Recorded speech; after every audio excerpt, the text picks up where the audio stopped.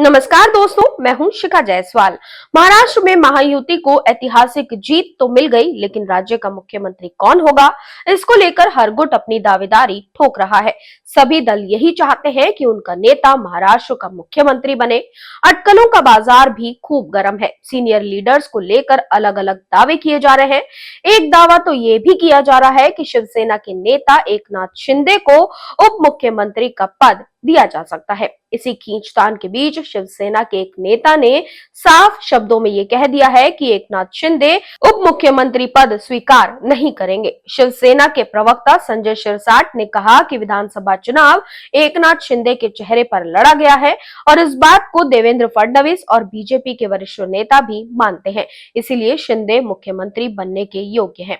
उन्होंने कहा कि ये हमारी मांग है कि जिस चेहरे को सामने रखकर चुनाव लड़ा गया है उसे ही प्राथमिकता दी जानी चाहिए। बीजेपी अगर हमारी डिमांड पूरी करती है तो लोगों में ये अच्छा मैसेज जाएगा। अगर एकनाथ शिंदे को मुख्यमंत्री बनाया जाता है तो आने वाले चुनावों में महायुति को फायदा होगा। शिंदे की वजह से ही विधानसभा चुनाव में महायुति को फायदा हुआ है।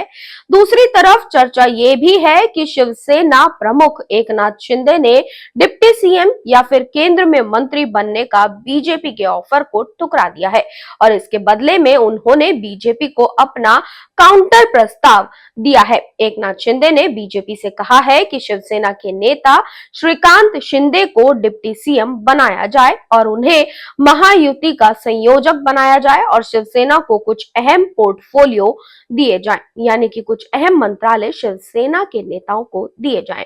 एक चर्चा तो ये भी हो रही है कि महायुति सरकार में एक सीएम और 2 डिप्टी सीएम का फॉर्मूला भी दोहराया जा सकता है, जिससे गठबंधन का धर्म भी निभाया जा सके और किसी को कोई नाराजगी भी ना हो और ये सरकार अपना कार्यकाल बिना किसी परेशानी और अपनों की नाराजगी के पूरा कर सके। इन सब से अलग अगर राज्य की जनता की मन की बात की जाए तो जिस तरह से महाराष्ट्र की जनता ने बीजेपी को अपना समर्थन दिया है, उससे तो ये साफ है कि जनता ने बीजेपी पर भरोसा जताया है।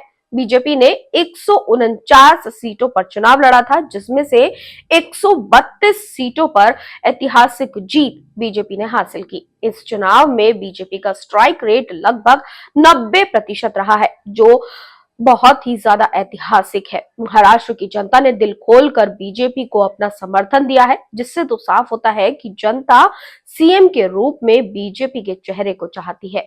इन सभी तमाम अटकलों के बाद आखिर महाराष्ट्र का मुख्यमंत्री कौन होगा, इस पर सभी की निगाहें टिकी हुई हैं। इस पर फैसला तो 1-2 दिन में हो ही जाएगा, लेकिन इन सभी अटकलों ने राजनीति में हलचल पैदा कर दी है और सस्पेंस भी बढ़ा दिया है। तो हर किसी की नजर इस वक्त मुख्यमंत्री के चेहरे पर है।